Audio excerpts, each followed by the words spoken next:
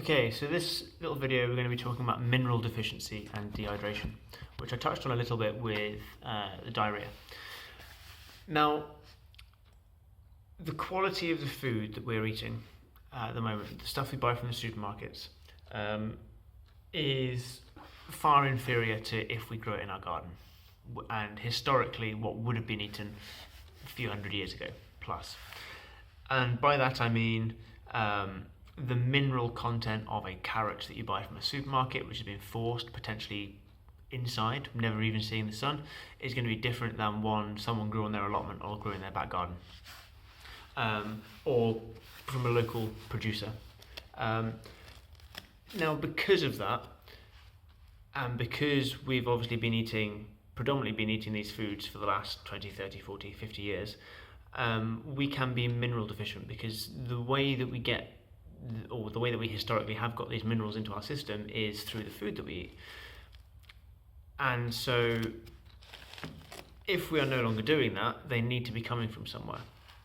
And please don't confuse me saying minerals. When I say minerals, don't think vitamins. They're different things.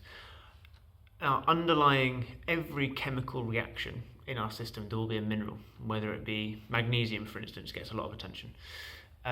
Within every step of us being able to break down food aerobically in the Krebs cycle, there is a mineral underpinning the reaction. For every step of us secreting insulin to be able to absorb the glucose into our liver, there is a mineral. So if people are mineral deficient, and a lot of people are, then they will simply be unable, for one reason, they'll be unable to absorb what you're putting in. Now,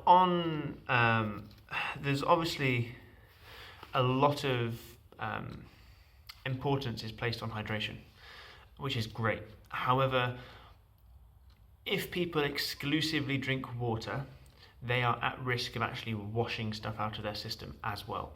Now, this is very unlikely to happen, but there were a couple of cases of something that's called hyponatremia or hypokalemia, which is like low sodium and low potassium, where people have actually drunk themselves to death after I think it was a marathon runner who then just drank loads of water, washed all the salts out of his system, and then actually none of the chemical reactions could occur.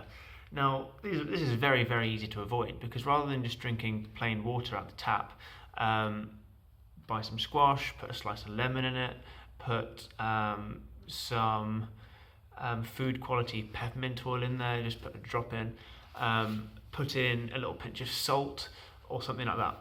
And this is what electrolyte drinks effectively do. When you put something in your water, it increases your body's ability to be able to absorb it. It's called the osmolality rating.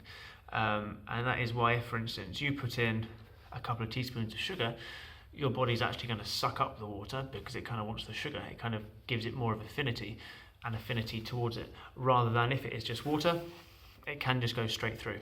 And you often find people drinking lots yet are relatively dehydrated. So that's a really easy thing to do. Obviously, caffeine with liquid consumption will increase your ability to be able to absorb it, but then obviously you don't want to be having too much caffeine. So it's a balancing act to find what works for you. However, plain tap water by itself can increase problems of dehydration and mineral deficiency, which will then affect your ability to be able to absorb things effectively in your gut and be able to process the food that you break down.